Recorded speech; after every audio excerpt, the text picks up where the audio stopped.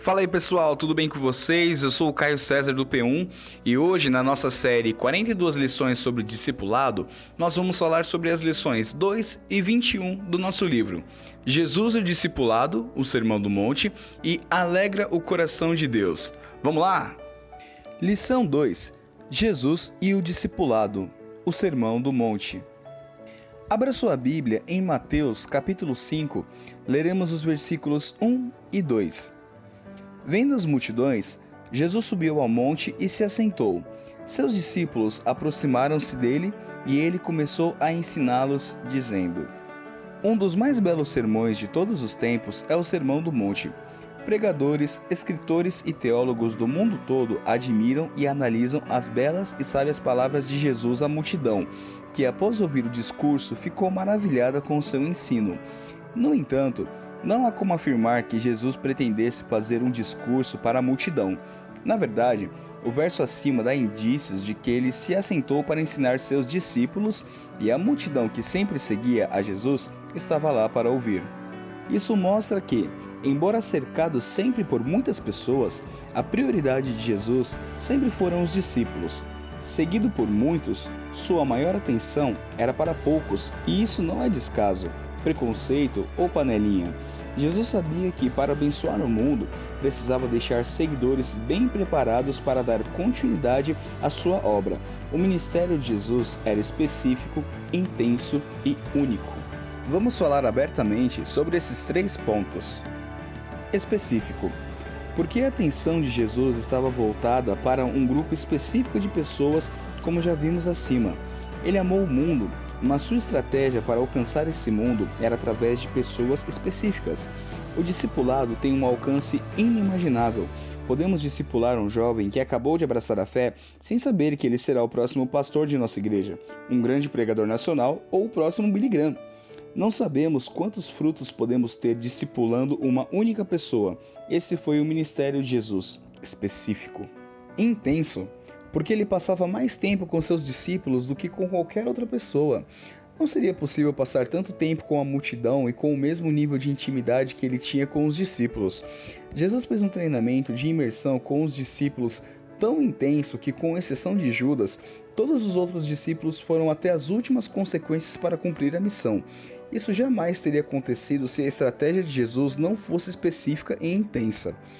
Não bastava ouvir seus ensinos, era preciso vê-lo praticar. Não bastava ouvi-lo falar do mundo espiritual, era preciso ver sua autoridade sobre os demônios. Não bastava ouvi-lo falar sobre amor, era preciso acompanhá-lo até a cruz. Não era o bastante seu discurso sobre poder, era preciso estar com Cristo ressurreto que venceu a morte. Único. O ministério de Jesus foi único porque ele não tinha outro. O plano de Jesus era treinar 12 homens e voltar para o Pai. Jesus sabia que, discipulando um pequeno grupo, esses dariam continuidade à obra. Não havia uma carta na manga, não havia um plano B. O discipulado era a estratégia única de Jesus para impactar o mundo, salvar a humanidade, dividir a história em antes e depois dele. Nenhum seminário seria tão intenso quanto um discipulado. O mundo ainda não está salvo. Nossa cidade ainda não está salva. Isso significa que precisamos dar continuidade ao único plano de Jesus. Somos a continuação de sua estratégia. Somos a esperança do mundo. Fico muito entusiasmado em saber que faço parte desse grandioso plano e por isso darei a minha vida para fazer a minha parte. E você?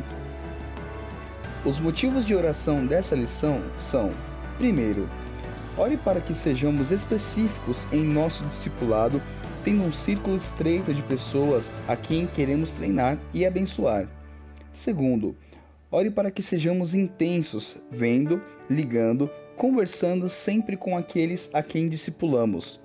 E terceiro, ore para que entendamos a seriedade do discipulado como estratégia única de Jesus.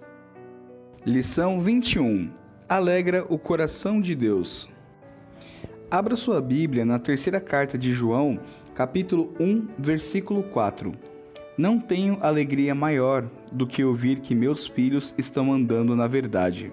Com certeza, o coração de Deus se alegra com o discipulado.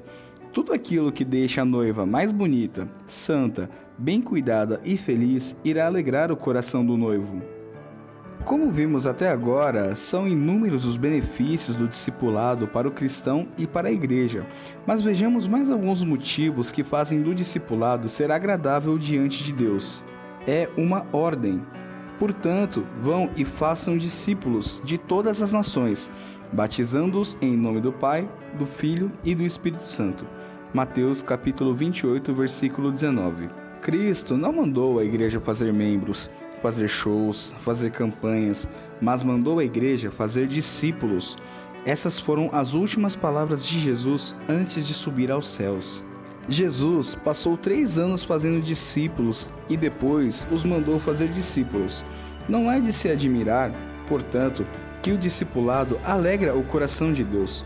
Infelizmente, tantas igrejas têm gastos exorbitantes e desprendem esforços ao nível de exaustão com aquilo que Deus nunca ordenou que a igreja fizesse.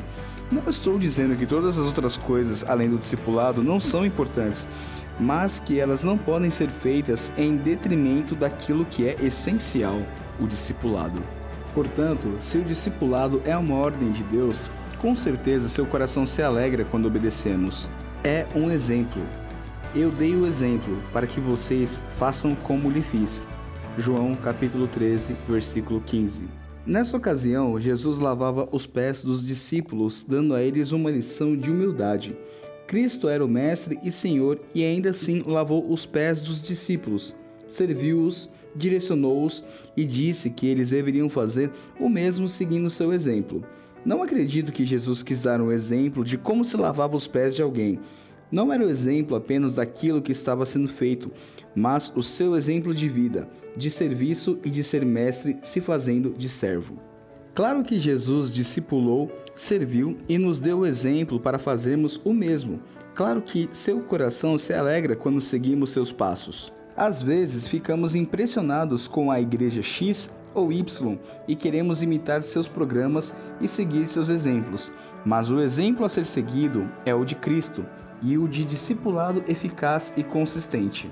É transformador. Arrastaram Jason e alguns irmãos perante as autoridades, clamando: esses que têm transformado o mundo chegaram também aqui. Atos capítulo 17, versículo 6. Jason provavelmente foi o anfitrião de Paulo quando este esteve em Tessalônica.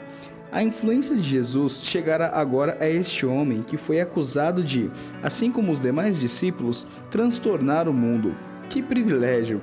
Jesus revolucionou a história e por onde passou deixou as marcas e agora seus discípulos também são acusados de transtornar os lugares por onde passam.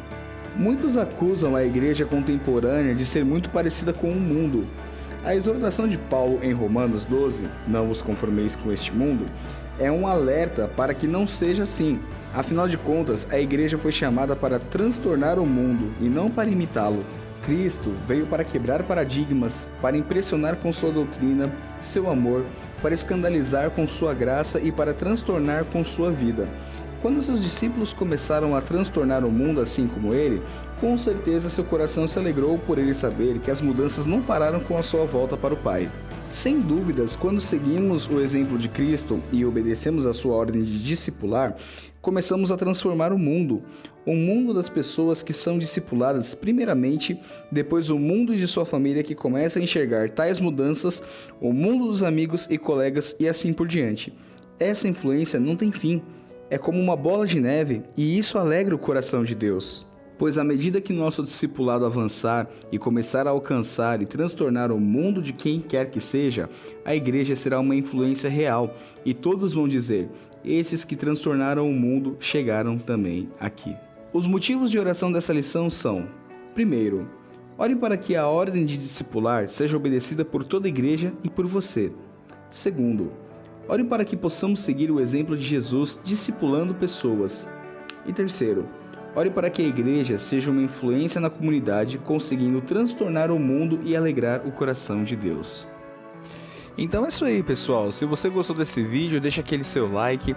Se você tem algum acréscimo sobre discipulado, deixa aquele comentário topper aqui embaixo. Se esse vídeo abençoou a sua vida, não se esqueça de compartilhar ele com seus amigos, com seus irmãos de igreja e vamos nos aprimorar nesse mandamento de Jesus que é fazermos discípulos. Mas antes de encerrarmos esse vídeo, eu gostaria de deixar alguns agradecimentos especiais. Agradecer primeiramente ao nosso querido pastor Aécio Fábio, que é pastor da Igreja Batista Shekinah do Parque Buturuçu, em São Paulo, do qual o Ministério UP1 faz parte. Sem o senhor, nada disso seria possível. Agradecer ao pastor Ney, escritor do livro que estamos estudando, por sua atenciosidade, disponibilidade, carisma e o seu enorme apoio ao projeto e à nossa série. Quero agradecer ao meu discipulador Wellington por estar sempre caminhando comigo nos caminhos do Senhor. Quero agradecer à minha noiva por estar sempre ao meu lado, me amando, me motivando e crescendo junto comigo. Quero agradecer aos nossos supervisores de célula, Wellington e Aline. Quero agradecer a todos os líderes e colíderes do UP1 e agradecer a vocês que estão dedicando tempo a aprender cada vez mais esse mandamento extremamente importante deixado pelo nosso Senhor Jesus. Deus abençoe todos vocês e lembrem-se, somos todos unidos por Jesus Cristo.